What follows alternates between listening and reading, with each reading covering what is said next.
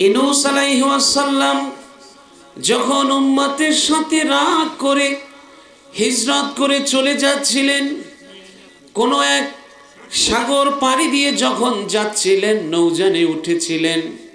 নৌযানে এত বেশি লোক উঠেছে, জাহাজ ডোবার উপক্রম হয়ে গেল। এই তুফানে পড়ে জাহাজ যখন ডুবে ডুবে ভাব, তখন লোকেরা সিদ্ধান্ত নিল জাহাজের কর্তৃপক্ষ কিছু লোককে জাহাজ থেকে ফেলে দিয়ে জাহাজকে হালকা করা হবে। লটারি ধরা হলো, লটারির প্রথম নামটি উঠল লটারিতে ইউনূস আলাইহিস সালামের। দ্বিতীয়বার ধরা হলো, দ্বিতীয়বার নাম উঠল তার। এবার তাকে সাগরে ফেলে দেয়া হলো। আল্লাহ অর্ডার করলেন একটা মাছকে, মাছ আমার নবী ইউনূসকে নিয়ে তোর পেটে কারাগারের মধ্যে বন্দি করে রাখ। এই মাছ শোন, ইউনূস কিন্তু তোর আহার না, তোর পেট হলো ইউনূসের জন্য বন্দিখানা। তাফসীরে মাযহারির মধ্যে এসেছে এই মাছ ইউনূস আলাইহিস সালামকে নিয়ে সপ্ত জমিনের তলদেশে চলে গিয়েছিল। ৬,০০০ বছর দূরত্ব সমপরিমাণ গভীর তলদেশে চলে গিয়েছিল। সপ্ত জমিনের তলদেশে গিয়ে যখন মনে পড়লো আল্লাহর কথা, এবার মাছের পেটটাকে জায়নামাজ বানালো। জায়নামাজ বানিয়ে আল্লাহর জিকির করা শুরু করলো। আকাশের সমস্ত ফেরেশতারা সেই জিকিরের করুণ আওয়াজ শুনে আল্লাহকে বলল, আল্লাহ এত মধুর কণ্ঠের জিকিরের আওয়াজ কোত্থেকে আসে গো আল্লাহ? আল্লাহ বললেন, আমার ইউনূসকে বন্দি করা হয়েছে মাছের পেটে, বহু গভীর তলদেশে সাগরের, সেখানে বসে আমারে ডাকে। এবার ডাক দিয়ে বলল, ইউনূস আলাইহিস সালাম লা ইলাহা ইল্লা আনতা সুবহানাকা ইন্নী কুনতু মিনাজ জালিমিন। ও আল্লাহ, তুমি ছাড়া আর কেউ নেই মাবুদ, তোমার সমকক্ষ কেউ নেই। আমি নিজের উপর জুলুম করেছি। আমি জানি এত গভীর তলদেশে বসে যদি আমি ডাকি, তুমি ছাড়া কেউ আমার ডাক শুনবে না। তুমি ছাড়া এত গভীর তলদেশ থেকে কেউ আমারে উদ্ধার করতে পারবে না। ও আল্লাহ, তুমি আমার দিকে একটু রহমতের দৃষ্টি ফেরাও।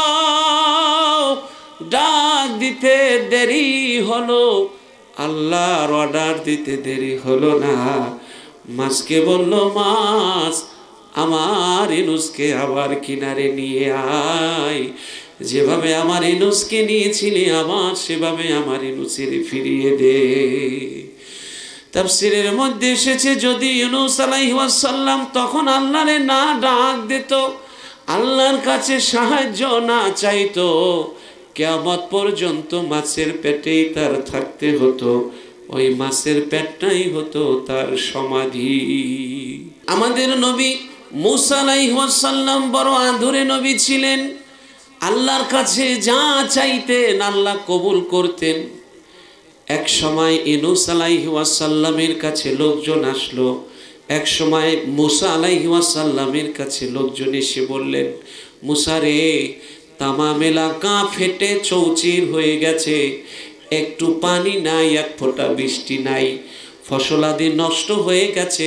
তুমি সবাইরে ডাকো, আল্লাহর কাছে একটু মোনাজাত করো, আল্লাহ যেন বৃষ্টি দেয়। মূসা আলাইহিস সালাম ডাকলেন, ৭০,০০০ লোক একত্র হলো, খোলা আকাশের নিচে বসে মোনাজাত করলো, আল্লাহর কাছে বৃষ্টি চাইতে লাগলো। মোনাজাতের এক পর্যায়ে আল্লাহ রব্বুল আলামিন বললেন, ইন্না ফীকুম আবদান ইউবারিজুনি বিল মাসি মুনযু 40 সানাতা ফানাত ফিন্নাসি হাত্তা ইয়াখরুজা মিন বাইনি আজহুরিকুম ফাবিহি মানাতুকুম, মুসা রে যাদেরকে নিয়ে তুমি মোনাজাত করেছো এদের মধ্যে একটা লোক এমন আছে যেই লোকটা 40 বছর পর্যন্ত আমাকে আল্লাহ বলে একটা ডাক দেয় নাই। 40 বছর আমার রিজিক খেয়েছে, সমস্ত সুযোগ সুবিধা ভোগ করেছে, ওর প্রতি আমি বড় অভিমান করেছি, ওরে বের করে দাও, ও বের না হলে বৃষ্টি হবে না, বৃষ্টি দেব না। এবার মুসা আলাইহিস সালাম বললেন, আল্লাহ 70,000 লোকের মধ্যে আমি তারে বের হয়ে যেতে বললেই কি সে শুনবে? আমার কণ্ঠের আওয়াজ কি সবার কাছে পৌঁছাবে? আল্লাহ বললেন, মিনকান নিদা ওয়া মিন্নাল বালাগ, তোমার কাজ হচ্ছে শব্দ করা আর সবার কাছে পৌঁছে দেওয়ার দায়িত্ব হলো আমার। এবার মুসা আলাইহিস সালাম বললেন, কে রে, কে এমন নিষ্ঠুর? 40 বছর যার রিজিক খাইলি, 40 বছর যার ছায়ায় বাঁচলি, 40 বছর যে সব সুযোগ সুবিধা দিয়েছে তার নাম স্মরণ না করে কেমন করে থাকলি? এত বড় নিষ্ঠুর কেমন করে হইলি রে? যতগুলো নেয়ামত দিয়েছে আল্লাহ কৃতিত্ব জাহির করার জন্য দেয়নি, তোর কাছে বিক্রি করেনি, অপরাধের কারণে দস্তারখান থেকে উঠে দেয়নি, তুই কেমনে এমন করলি? এবার যখন লোকটি শুনতে পেল তাকে বের হয়ে যেতে বলা হচ্ছে, সাথে সাথে মুখমণ্ডল কাপড় দিয়ে জড়িয়ে ফেললো, ঢেকে ফেললো যেন কেউ তারে দেখে চিনতে না পারে। এবার মুখমণ্ডল ঢেকে আকাশের দিকে তাকিয়ে চোখের পানি ছেড়ে দিয়ে বলল, মালিক আমি জানি তোমার দরজা যদি কারো জন্য বন্ধ হয়ে যায় দুনিয়ার কোনো দরজার তার জন্য খোলা থাকে না। ও মালিক 40 বছর তোমারে আমি আল্লাহ বলে ডাকি নাই, তাই বলে তো তুমি আমারে পঙ্গু করে হাসপাতালে রাখো নাই। 40 বছর তোমাকে আমি ডাকি নাই, তাই বলে তো তুমি আমাকে অনাহারে রাখো নাই।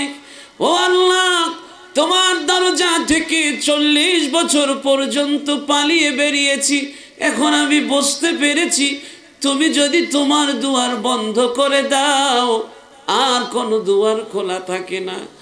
ও আল্লাহ তোমার কাছে আমি মিনতি করছি 40 বছর যে আমি তোমার দরজা ছেড়ে পালিয়েছি, আবার যদি তোমার দরজায় ফিরে আসি তুমি আমাকে গ্রহণ করবানি। ও আল্লাহ ভুল করেছি ক্ষমা করে দাও, অপরাধ করেছি মাফ করে দাও।